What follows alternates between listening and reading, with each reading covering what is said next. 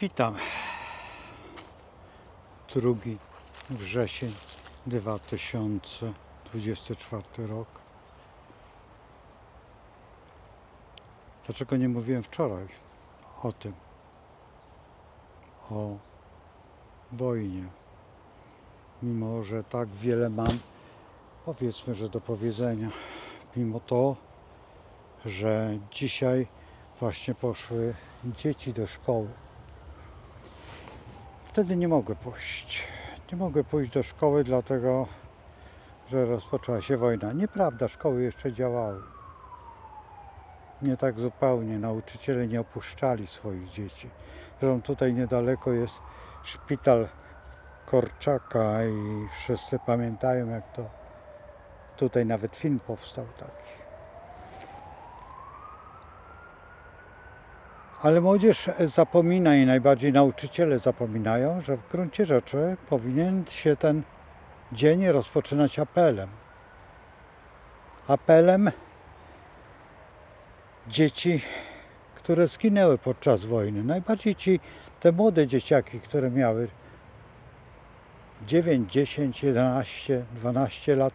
Ja nie mówię o tym obozie koncentracyjnym, gdzie ten naród niemiecki, Niemcy chcieli wykończyć wszystkie dzieci nasze. To nie chodzi o to. Przede wszystkim chodzi o to, o powstańców warszawskich, o te dzieci, które nie wiemy nic o lwowskim powstaniu, które przecież też było, ale teraz zastanówmy się, czy ta wojna, w gruncie rzeczy o co mnie chodzi, bo w gruncie byście powiedzieli, no ale wie pan, niech pan już skończy z tym wszystkim, dobrze kończę. No i co? I uważa, że ta wojna, młody człowieku, się zakończyła? To dlaczego jest zmiana w lekcjach? Nie ma historii, nie ma tego, nie ma tamtego, nie ma owego. Z literatury wyskoczyli polscy pisarze, poeci. Zwróciłeś na to uwagę, człowieku? Nie chcesz się uczyć historii? No po co się uczyć historii? Oczywiście, że lepiej się nie uczyć. Wyrzucono religię. Religia już w tej chwili jest nieobowiązkowa. Dlaczego ma być nieobowiązkowa? Dlaczego masz nic nie wiedzieć? Czy zastanowiłeś się, dlaczego tyle ludzi przyjeżdża do Matki Boskiej Częstochowskiej? Dlaczego w Warszawie właściwie na każdym podwórku starym jest kapliczka? Mało tego, nawet w kamienicach, które należały do innej wiary, stawiano kapliczkę i nikomu to nie przeszkadzało. Właśnie na Poznańskiej mieszkałem w takim domu, gdzie właśnie była kapliczka. A dom należał zupełnie powinna być w założeniu synagoga. Tak jak jest w Łodzi na ulicy Rewolucji 905 roku. Jest dom, a w końcu jest synagoga. Malutka, bo malutka, ale za to bardzo ważna. Czy zastanowiłeś się? Czy młody człowieku zorientowałeś się, że twoja babcia na przykład nie chce mówić o tym, tak jak moja babcia nie chciała mówić o Warszawie? Jak jechałem do Warszawy, mieszkałem u swojej rodziny. Nie było mowy o tym, o powstaniu warszawskim. To było przemilczane. A wiesz dlaczego przemilczane? Dlatego, że ściany miały uszy. A dlaczego miały uszy? Bo taki pan jak dzisiaj europoseł, no co tu ukrywać, można było pójść do więzienia. Wiesz, że jak się nosiło P z kotwicą w latach 60. czy 50., to pracy nie dostałeś? Wiesz o tym? Wiesz, że jak napisałeś, że jesteś powstańcem warszawskim albo należałeś, nie daj Boże, do AK, to już miałeś przekichane? Nawet w wojsku? Chyba że podpisałeś tak zwaną deklarację, a to wtedy tak. Wtedy dostawałeś, nawet mogłeś wystąpić na konferencji, na zjeździe, a jakże i opowiadać głupoty, które ci napisano, których się nauczyłeś na pamięć.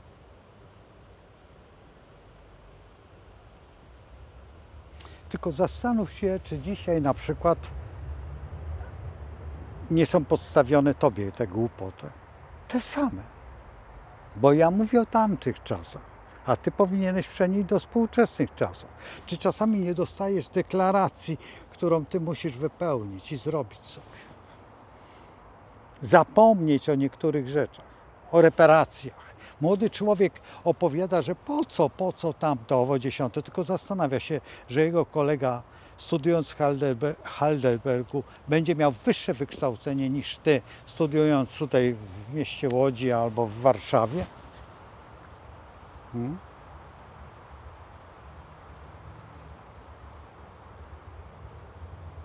Dlaczego? No zastanów się. Dlaczego tyle młodzieży, tej ważnej młodzieży, którą dzisiaj spotykasz, oni kończyli Oxford, albo kończyli Cambridge, czy tam kończyli jeszcze, czy byli w Stanach Zjednoczonych na stypendiach. I co? I oni mają lepszą wiedzę od nas? A wiesz, że historycznie Uniwersytet Jagielloński tworzył najlepszych ekonomistów na świecie? Wiesz, że za czasów twojego pradziadka albo jeszcze wcześniej ci, którzy kończyli Uniwersytet Jagielloński, byli rozchwytywani po świecie? Wyobrażasz sobie, że taki człowiek jak farmaceuta wykombinował coś takiego jak destylację takiej smułki i wytworzył w ten sposób benzynę? I to był Polak? No więc jak się uczyli ci Polacy? Skąd mieli tą wiedzę? Wyobrażasz sobie, że Dolina Krzemowa powstała dzięki polskim właściwie matematykom? Co, obejrzałeś ten film o Enigmie, że Anglicy wymyślili to? I uwierzyłeś w to? Zapytaj się swojego ojca czy twojego dziadka. Albo wuja, jak nie wiesz kogo. A może masz jakiś autorytet, który myśli, to podpytaj się jego, kto Enigmę rozpracował. Wiesz, co to była Enigma? Takie urządzenie, które było w U-botach. Niemcy stosowali do likwidacji, po prostu do kamuflowania się. Wiesz, co to znaczy kamuflowanie? Wyszedłem za tego drzewa na samym początku. To jest kamuflaż. Teraz się też mogę schować. Popatrz. To jest kamuflaż. O! Jak stoję za tym drzewem, bo widzisz, jak mnie widać, to jest wszystko ok, ale jak stoję za tym drzewem, to mogę wyskoczyć za tego drzewa i coś tam zrobić. Zrobić ci Makumba. Bawicie to? Bo mnie wcale.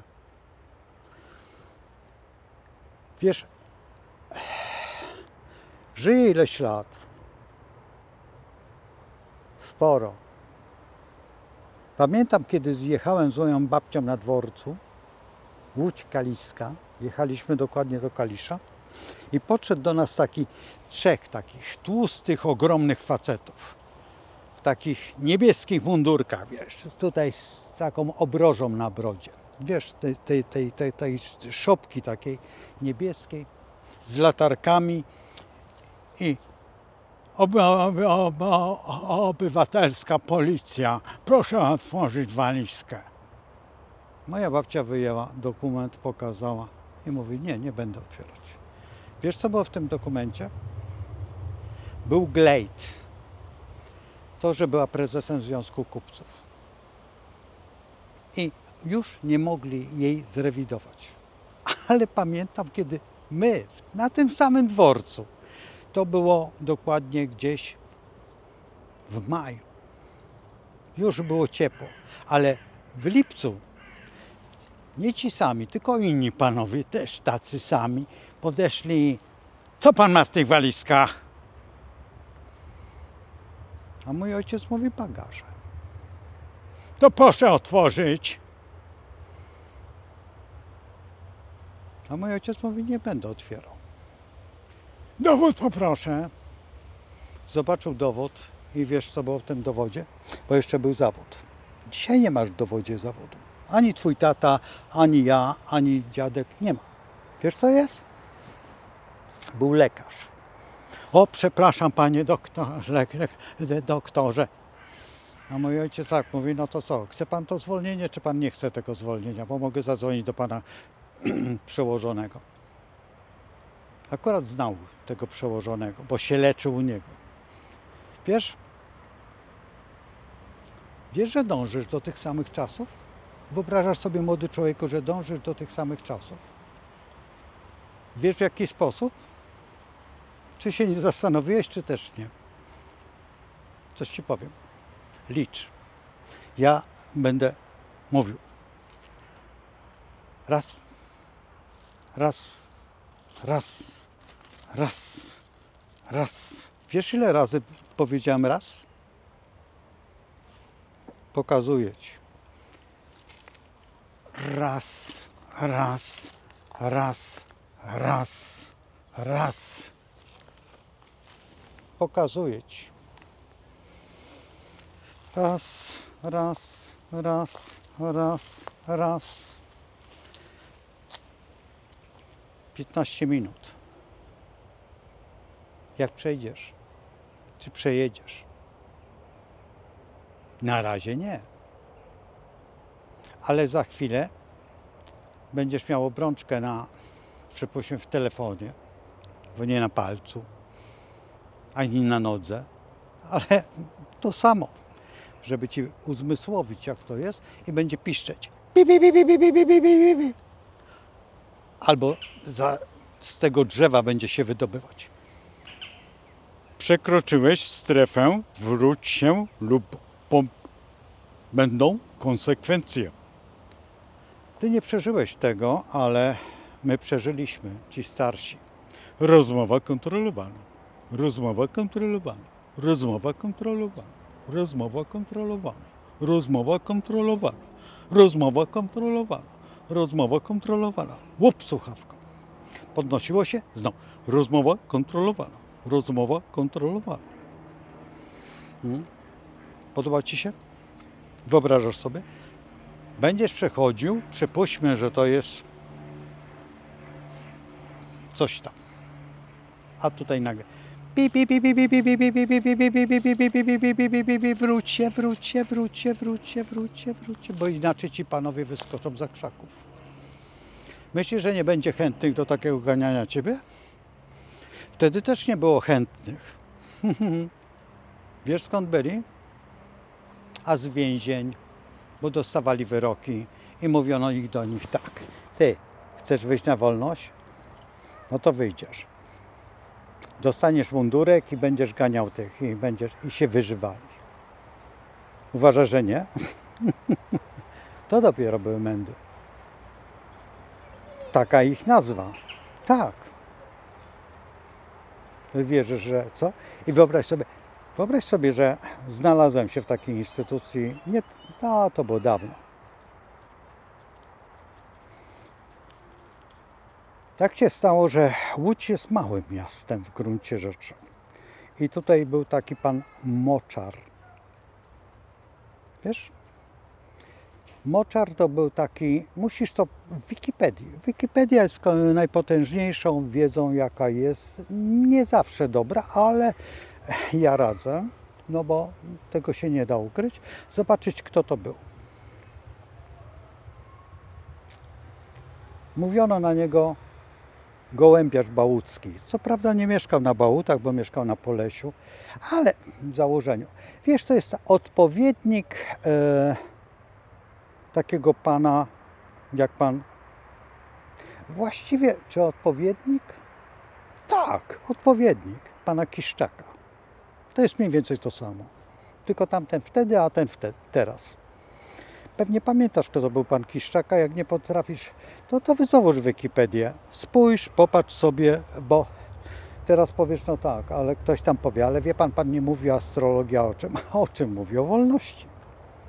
Wiesz, co to jest astrologia? Astrologia to jest właśnie to, co napisały tutaj osoby, że jakaś dziewczynka opowiada głupoty, ale tą dziewczynką kiedy indziej się rozpocznę mówić, a czym mnie interesuje to, co nas czeka.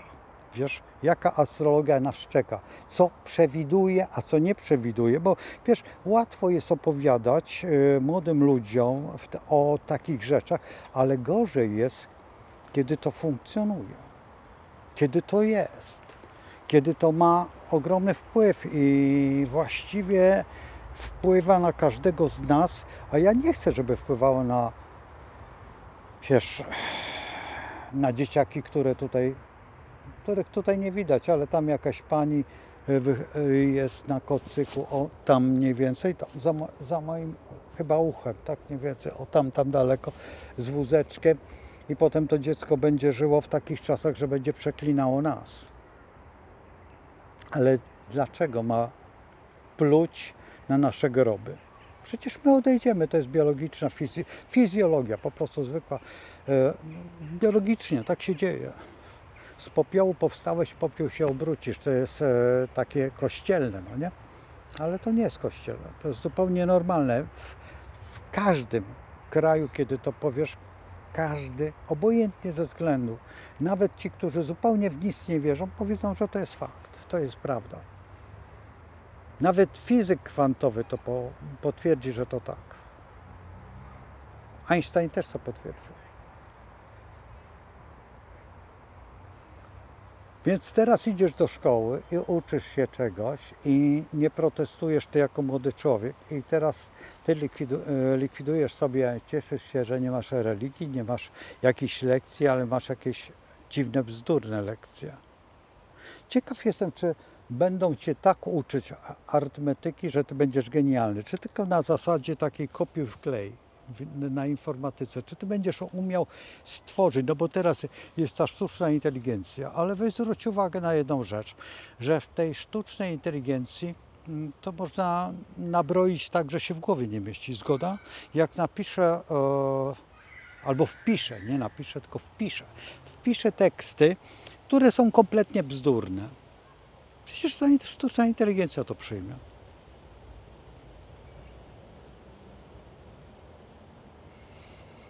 Wikipedia to zrobiła. Słuchaj, taki uczony jak Ciałkowski, który założył to gwiezdne miasteczko w Rosji, on mieszkał w Sieradzu. Tam mieszkał także Cieplikowski. Możesz to w Wikipedii... Ciałkowski, Antoine Cieplikowski. Napisz Antoine. Głowa, która... inaczej, źle powiedział. Jezus, głowa. Fryzjer, który czesał wszystkie koronowane głowy. Mieszkał w Paryżu, królową Anglii, Reza Pahlavi, żonę, nie pamiętam jak ona nazywała się, ale w ogóle najwybitniejsze postacie i w ogóle człowiek przyjechał właśnie on do Polski, do Sieradza i chciał odbudować zamek królowej Jadwigi, który w Sieradzu się znajdował na obrzeżach Sieradza. No to jest miasto Orląt, jak wiesz co to znaczy. Albo poczytaj w Wikipedii. A ten Ciałkowski właśnie byli oni koledzy. No, a wiesz co jest napisane w Wikipedii? Że to jest syn Sybiraków. Słuchaj, tak mu zmieniono. A dlaczego? Mało tego, powiem Ci jeszcze jedno. Dlatego w Sieradzu, to już tak mówię, tak żebyś wiedział, a nie wiedział, a Sieradzanie, żeby też zastanowili się, czy to jest prawda. Bo Sieradzanie niektórzy nie wiedzą o tym. Była jednostka wojskowa. No i w tej jednostce wojskowej, wiesz kto był szefem tej jednostki wojskowej? W życiu byś nie wpadł. Pan w czarnych okularach. Przez pewien okres. Pan Jaruzelski. Albo obywatel Jaruzelski, tak by było lepiej. Mało, że był obywatel Jaruzelski, to jeszcze był taki pan Rakowski, którego uczniem jest pan europoseł Miller. Wyobrażasz sobie, że to jest ciągle ta sama rodzinka? I teraz łapiesz? A teraz Ci powiem na koniec. Jesteśmy w parku. Ja mówię ciągle o tej zieleni. No i co, podoba Ci się ten ład? Ten skład? Pokazałem Ci. Możesz to w Wikipedii sobie przepisać, zobaczyć, jakie są powiązania. Popłakać się chcesz, jak chcesz. I uważasz, że ja jako astrolog będę Ci, teraz mówię do tych starszych, co ja gadam, co ten facet opowiada. Ja mam mu opowiadać Tobie o biznesie,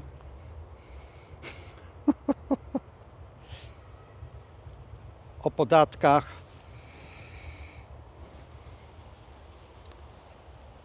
o dotacjach. Lepiej ich nie brać. Ci, którzy brali, już wiedzą. Ale o cwaniactwie, rozumiesz teraz, o co chodzi? Podoba Ci się to, co powiedziałem? Dobre? Jeżeli chcesz pomagać człowiekowi, chcesz stworzyć cokolwiek, to co napisaliście tutaj, że ta dziewczynka coś tam, no to co nam im powiedziała? Nic mi nie powiedziała.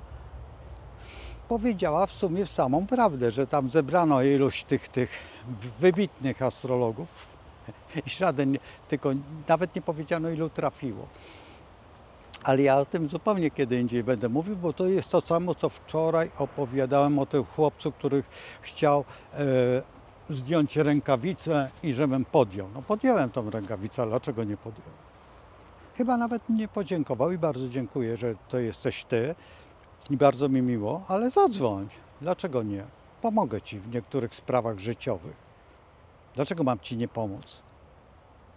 A na ten temat tej dziewczynki oczywiście wypowiem się, bo ona tak świetnie po turecku siedzi i tak opowiada. No ja nie oglądam. Dzięki Wam za takie materiały, ale nie dzisiaj, bo dzisiaj wolałbym opowiadać o czymś innym, o dniu pójścia do szkoły, o dniu rozwoju, a właściwie to, co nawet dosyć, powiedzmy, że starająca się o wykształcenie osoba powiedziała, szkoła jest w pewnym sensie przejściem z strefy komfortu. Jeżeli tutaj mamy to to jeżeli przejdę, to przechodzę strefę komfortu. Jeżeli się nic nie stanie, to znaczy, że jestem w tej strefie coraz dalej i coraz większy obszar, coraz jestem mniejszy, ale większy, bo mam więcej terenu, tak? Czyli jestem coraz bardziej, czy rozpoznawalny? Chyba nie, ale słychać mnie i dokładnie, a ja widzę to drzewo z tej strony i przyglądam się, o Boże, to jest pomnik przyrody. Nawet nie wiedziałem, bo z tamtej strony nie było widać, ale z tej widać. To może ja tutaj odprawię modły. Długo nie pożyjesz, kochany.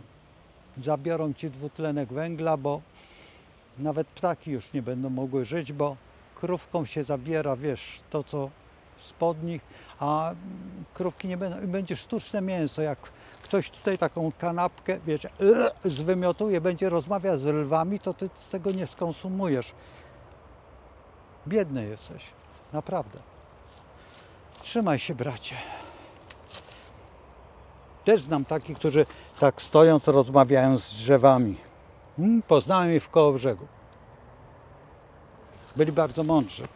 Naprawdę bardzo mądrzy ludzie. O wielkiej kulturze i ja tak się pytam, po co?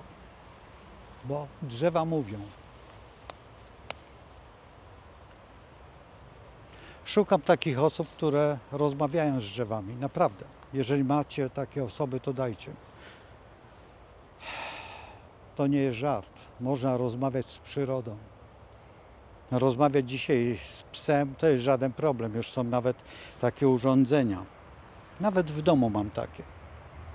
Moja suczka mówi jeść, spacerek. Jeszcze tam teraz co jest? Jeść, spacer, zabawa i jeszcze jedno słowo jest. Jeść, spacer, zabawa. Idę spać. Jak przychodzi noc, to naciska to spać. Jak rano, to jeść nieprawidłowo, powinna najpierw spacerek. No ale ona woli zjeść, a potem wyjść na spacerek. I z psem można korespondować, z kotami też się koresponduje, z tymi 2 kotami ja świetnie współpracuję.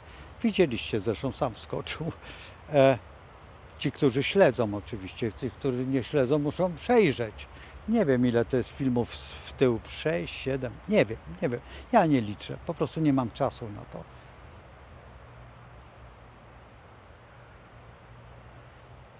I teraz zastanów się, jest 2 wrzesień, nie było tego apelu, nie było powiedziane przez dyrektora czy tego prowadzącego tą szkołę, że uczycie się właściwie dlatego, żeby być w tym kraju, że jesteście tym kwiatem przyszłości, że jesteście tymi najpiękniejszymi pączkami róży, która za chwilę zakwitnie i będziecie nieść kaganek wiedzy.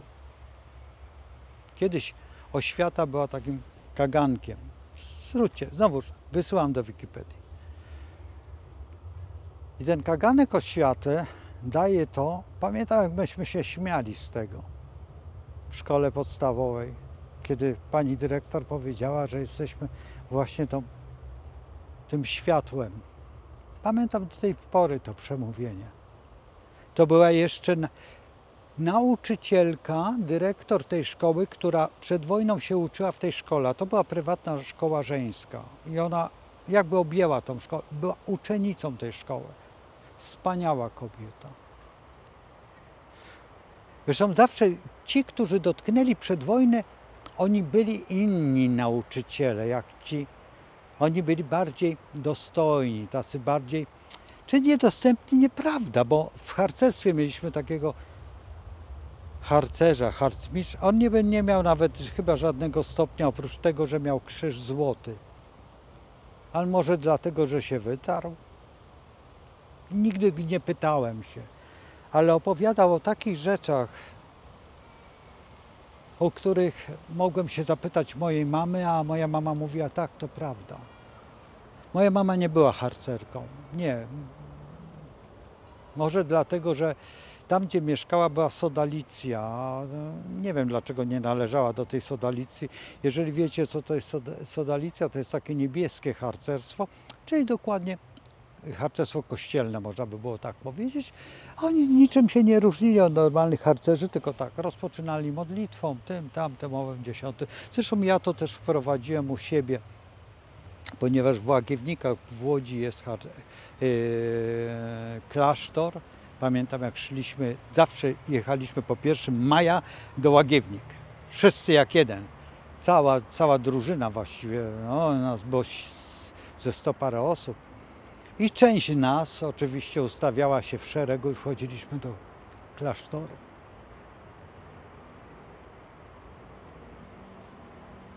Nie wiedzieliśmy o tym, że nie potrzebujemy czapek zdejmować. Zdejmowaliśmy.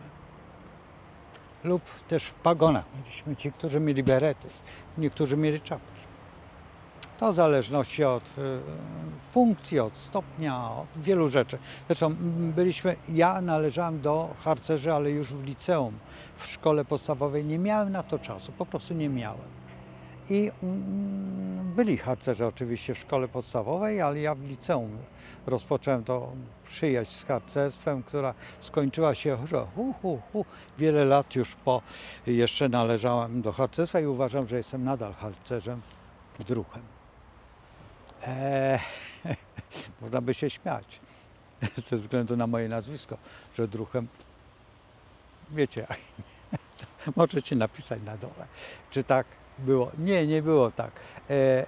W harcerstwie dorobiłem się do stopnia instruktora, oczywiście zdałem ten patent instruktorski, doszedłem tam do jakiegoś, potem dalej. Moi koledzy i moje koleżanki bardzo daleko zaszły i dzisiaj z nimi mam świetny kontakt, chociaż już Jacek nie żyje, odszedł i to dosyć poważny problem, dlatego że od Jacka, no Jacek akurat skończył takie studia, które no, powinno się skończyć.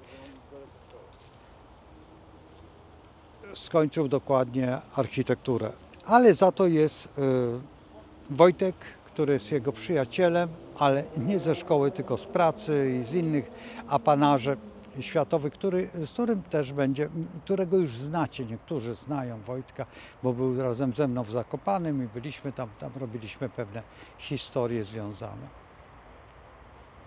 Ale za to świat architektury jest bliższy nam, no i przez to też, no co tu ukrywać, tak się stało, że w pracowni artystycznej, tam gdzie chodziłem na rysunek i na malarstwo, chodzili też ci, którzy chodzili na architekturę i w związku z tym bardzo dużo moich kolegów jest architektami i do tej pory utrzymujemy jakiś tam pseudokontakt, nie dlatego, że nie, tylko brak czasu, no co tu ukrywać. Ja robię swoje, oni zresztą mnie śledzą, mówią: gratuluję Ci, Ryszard, świetnie prowadzisz ten program. Jeden nawet mówi: wiesz co, ja znam takiego astrologa. Ja mówię: no tak, ale to też jego znam. To nie pytałeś się jego, czy, wiesz co, bałem się. Dlaczego? No bo ty taki sławny. Ja mówię: ja sławny? Co ty gadasz? No bo taka jest prawda. I teraz, dlaczego nawiązuję do tego? Bo ten program, który tam niektóre osoby przysłały mnie, ta dziewczyna opowiada o czymś. Ja też będę jutro czy pojutrze będę opowiadał, tylko uważajcie, bo będę opowiadał chyba w tym programie na żywo. Nie wiem, czy on będzie na YouTubie, czy na Facebooku, zobaczymy jak to będzie. Nie wiem jeszcze, jak to zrobię. Będę się zastanawiał dopiero wtedy, ale o co chodzi? Bo nie wiem, czy zdążę po prostu zrobić tą swoją aparaturą, nie wiem, czy czasami nie tą kamerką, bo będzie mi łatwiej, a chcę już od jutra spokojnie nadawać, to też sygnał taki, żebyście już mieli, no bo ta offsetka długo. Czy to będzie offsetka?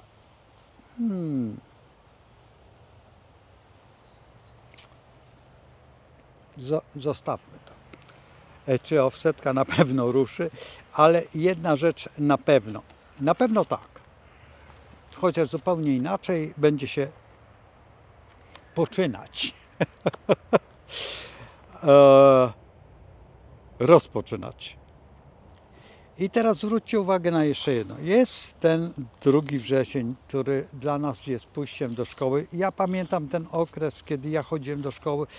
Ja nie cieszyłem się nigdy z tego okresu, bo kończyły się wakacje, a wakacje były dla mnie bardzo ważne, bo po pierwsze wtedy nie musiałem do tego instytutu, nie musiałem do tych 2 szkół jeździć i nie musiałem tego wszystkiego robić, nie było to takie trochę lajcikowe, nieprawda. Nie, wtedy w wakacje przeważnie gdzieś tam jechałem jako młody człowiek, to gdzieś przeważnie do Sopot, do Gdańska, gdzieś tam nad Zatokę, no i tam był Małgosia, moja siostra i jej ojciec, czyli mój nauczyciel, a uwielbiałem go ze względu na to, że on mi opowiadał właśnie to, co było w książkach, tylko to o tej prawdzie, o tych lotnikach, o tym wszystkim. Opowiadał o samym końcu wojny, kiedy już wsiadali do samolotu, mieli lecieć do Gdyni. Właśnie wujek był przecież w Grudziądzu, tam gdzie pan w ciemnych okularach Jaruzelski kończył tą szkołę. Nie tylko on, ale także i Begin kończył. No oni byli w jednym pokoju. Jak ktoś wie, o co chodzi, sięgnij po Wikipedię. Znowuż. Chyba że wiesz, jak wiesz, to jesteś genialny. To już się cieszę. To już jesteśmy prawie na poziomie. Jeżeli łapiesz te nazwiska i łapiesz ten styl mój myślenia, bo on jest trudny. Ja wiem o tym, że czasami niektórym cewki się palą. No ale cóż, jeżeli chcesz coś wiedzieć, to musisz skakać. Profesor Leszek Weres mówi o pętelkach. Ja nie lubię o tych pętelkach mówić, bo to nie są pętelki, a to są synapsy. I wolę o synapsach, uruchamiać różne synapsy. Nie wiem, czy byłby zadowolony, żeby to były synapsy. czasami też no były takie sytuacje, gdzie powiedz coś, a ja tylko jedno słowo, a on mówi, a coś więcej, a ja mówię, ale po co? A on mówi, ale dlaczego nie chcesz więcej? No bo już powiedziałem wszystko. I w pewnym momencie załapał, ponieważ ja, no co tu ukrywać, ale w niedopowiadaniu uczyłem się opowieści. Dlaczego? Dlatego, że ściany miały uszy. I zaznaczam, że dzisiaj nie ma ścian z uszami, ale za to jest internet, który gdzieś zapisuje. I to, co zrobicie obojętnie gdzie, czy piszecie brzydkie słowa, czy z kimś korespondujecie, czy wysyłacie jakieś dziwne zdjęcia, czy robicie sobie z kogoś to dzisiaj żaden problem. Wystarczy, że ktoś będzie znał wejście do waszego komputera, a to nie jest problem. Kłania się Gdańsk i tam największy komputer, jeden z największych w Europie i on zbiera wszystkie dane.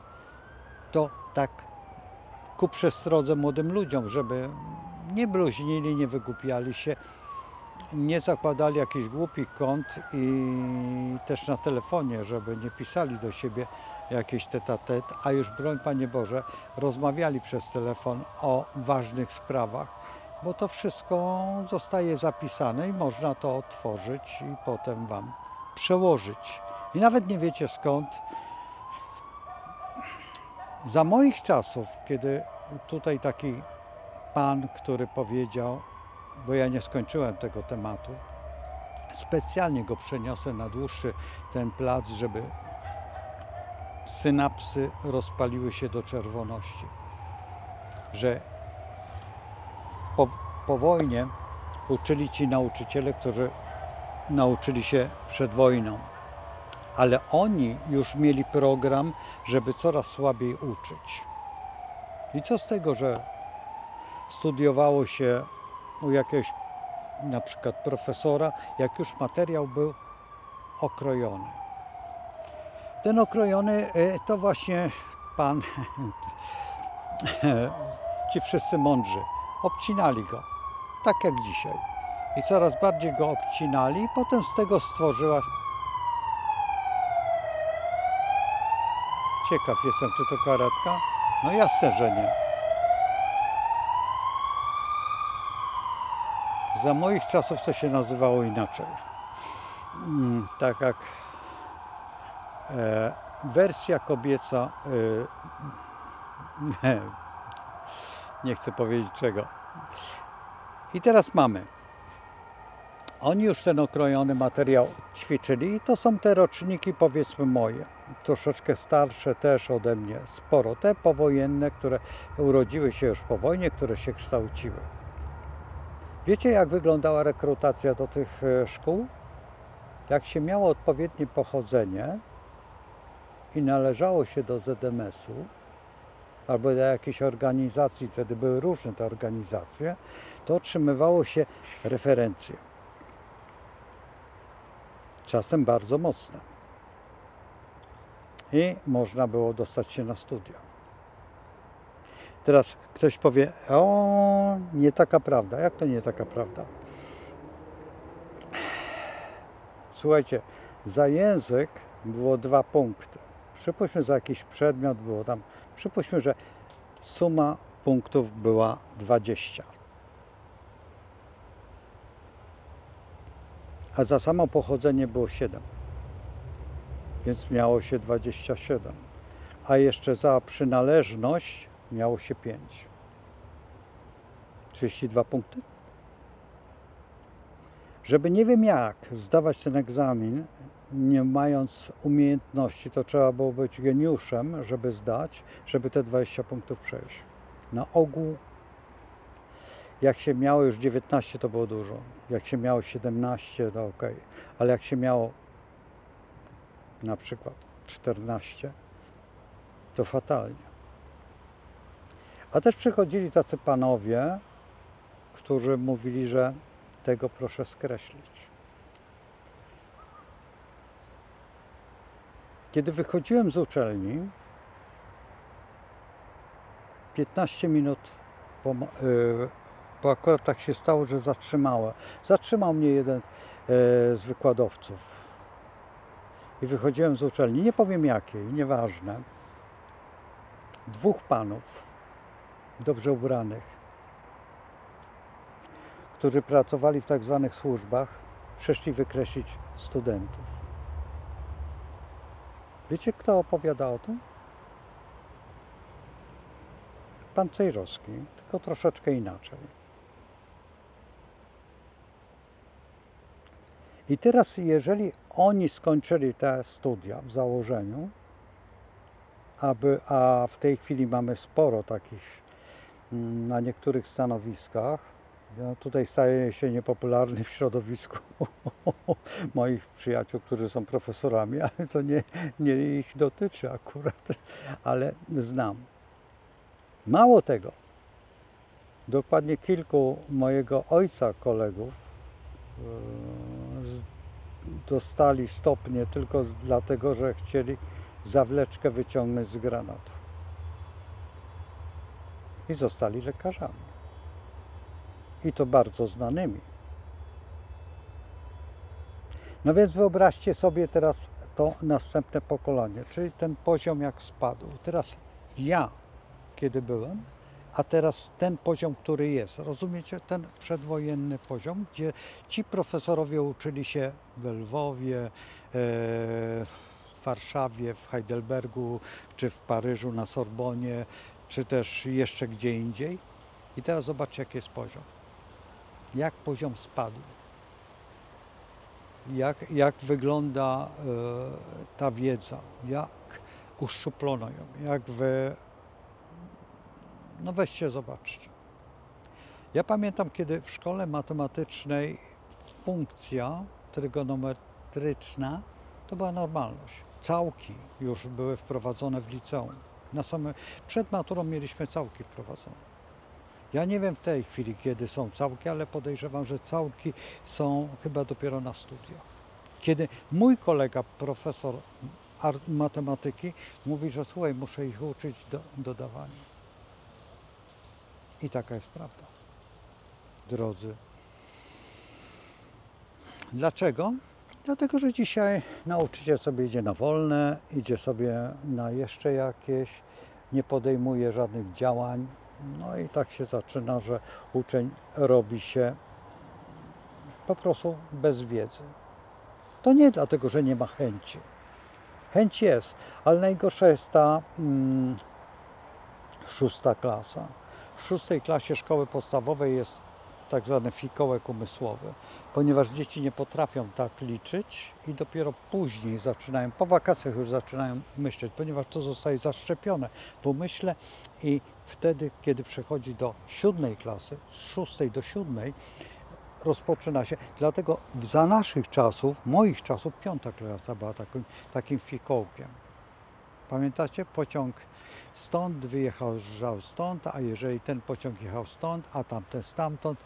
I to były naprawdę bardzo trudne ćwiczenia, które nie są trudne już dla nas współcześnie. Potem na fizyce było to, jak wjeżdża się pod górę, tak? Że tutaj siła taka, siły takiej i te wzory. I to były właśnie te momenty tak zwanego fikołka. Przypuśćmy, że wtedy nastąpi zmiana nauczyciela.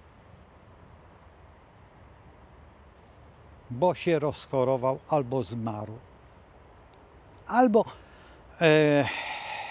no co tu ukrywać, tak zwane ostatnie 3 lata zabawy w siedzenie w domu. I niech sobie uczeń to zbagatelizował. I jesteście dzieciaki kompletne zera. Wiecie, że tego materiału już nie nadrobicie? Chyba że wam rodzice dadzą korepy i to 2 razy w tygodniu po 4 godziny. I on będzie, ten nauczyciel, to wam to tłumaczył, a wy będziecie jeszcze mieć te bieżące. Szał dla umysłu. Synapsy wam normalnie uszami będą wyskakiwać. Ja już nie mówię oczami, gardłem. bo jest nerw trójdzielny. Przypominam tym, którzy myślą, że ja gadam głupoty. To wiecie, co się na skroniach dzieje dziecka? To jest już wtedy dom dla wariatów. I mogą te dzieci nie wytrzymać tego, to co nie wytrzymują właśnie niektórzy. Dlatego tak dużo jest to, co wrzeszczą, że dzieci są, mają, do psychologów się nadają. No właśnie dlatego. Dlatego, że ten materiał nie jest przepełniony, tylko jest przez nieodpowiedzialnych ludzi kształcony. Wyobraźcie sobie, moja babcia była nauczycielką carską i ona miała testy z psychologii. Testy, czy się nadaje, czy nie. Ja nie słyszałem, żeby dzisiaj jakikolwiek nauczyciel jest łapany. Umie dodawać, to dawaj go na matmę, albo matmę uczy jakiś tam. No, ja nie mówię za czasów Mickiewicza, bo Mickiewicz był matematykiem. Dlatego jest ten 13-zgłoskowiec, tak? Chociaż w jednej tam jest o jedna więcej. Ale to właśnie to się robi po to, żeby było ciekawiej, bo ktoś powie, a proszę pana, on się pomylił. On się nie pomylił, cwaniaku, tylko on zrobił sobie jaja z ciebie, żebyś mu to wypomniał. Jeżeli piszesz książkę naukową, to musisz być na wykładzie, żeby ją przeczytać, bo są specjalnie błędy wprowadzone, po to, żebyś się nie nauczył. 99%, które znam książek, jest wszystkie z błędem. Specjalnie postawionym. Wikipedia się kłania? Nie, to nie jest Wikipedia. Tylko jeżeli chcesz być, to albo jest niedopowiedzenie, albo jest tak zwany haczyk, który, jeżeli przeczytałeś, to przepraszam bardzo, czy tak jest prawidłowo, czy ja myślę, to się mówi wtedy, no niezupełnie. A dlaczego? Proszę wycofać ostatnie zdanie i wtedy, ach, już wiem, o co panu chodzi. Pan jest genialny. No i co? Podoba się? Teraz rozumiesz, na czym to polega? Na czym polega ten 2 wrzesień? Ty, rodzicu czy dziadku, wobec swojego wnuka, nie daj Boże, jak prawnuka, bo dopiero patrzysz na degradację myśli, bo ty już kończysz swoją edukację, a tutaj rosną tylko pole zasiane kapustą i zbiór, bo liście odpadło.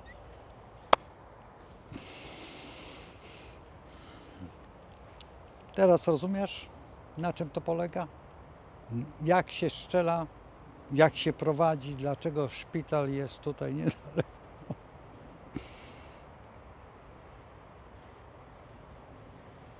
Jak wojna dotyka te dzieci, które są, to jest wojna intelektu. Jeżeli teraz nie damy szansy, przyciśniemy te dzieciaki i naprawdę nie nauczymy je myśleć, to będzie koniec nie nas, a narodu.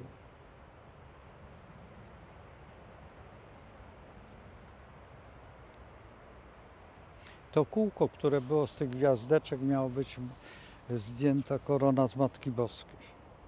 Pamiętacie? Takie kółko z gwiazdeczkami. Bardzo ładna ideologia. Piękna. 12 powinno być tych gwiazdek.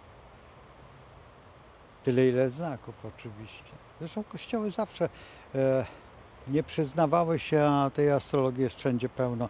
Nawet w Licheniu jest. Są ryby, jest wodnik, tylko wodnik jest w drugą stronę. Chyba mądrze postawiono. Zawsze się zastanawialiśmy na wykładach u profesora Leszka Weresa, dlaczego w drugą stronę? Kto to wymyślił? Po co?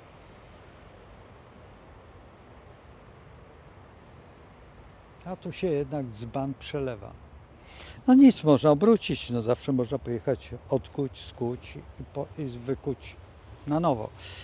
Ale dopóki, no przelewa się, no wyraźnie widać, że ktoś tym leje wodę, aż huczy i działa sobie. Ale ty nie daj się. Królewska wiedza, nie mam czapeczki. Czuwa! Czuwaj.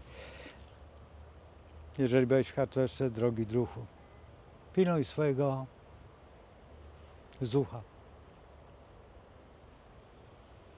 Orlika.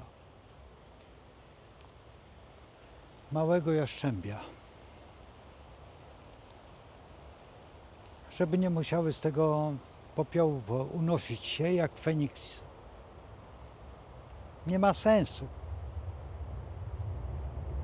Niewiele potrzeba, żeby były to orły, bo są kryształowe.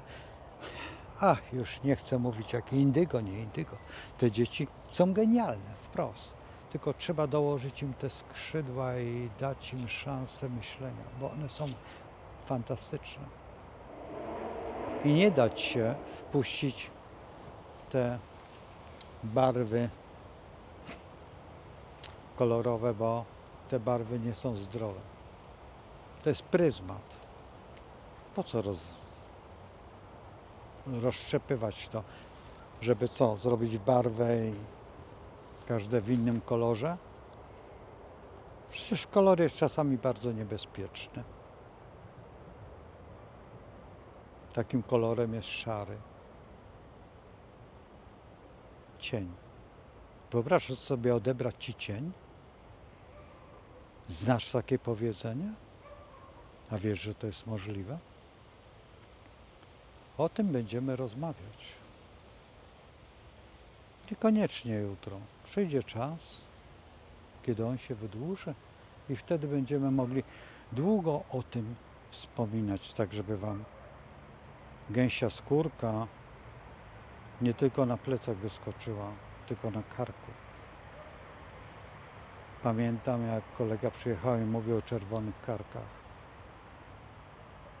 To było w Stanach. Dokładnie w Houston. Wczoraj spotkałem tutaj znajomego z wykładów swoich i on mówi, że przyjechała koleżanka z Florydy. Ja mówię, wreszcie się nareszcie prawdy, to wiesz. On mówi, tak jest, po to idę. Co za czas.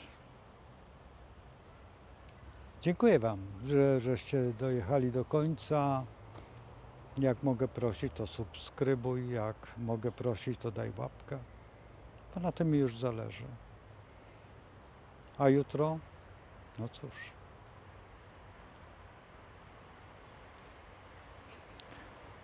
Panna się nam kłania. Ale to będzie jutro. A dzisiaj? 2 wrzesień 2024. I ja, Ryszard, razem z wami.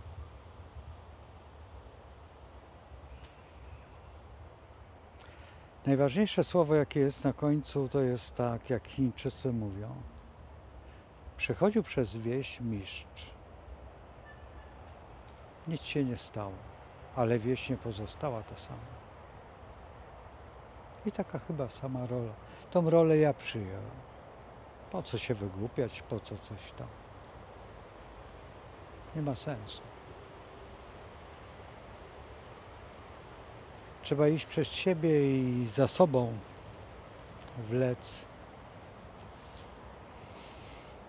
Tak jak kiedyś zlikwidowano to przedstawienie o Rosją. Pamiętacie?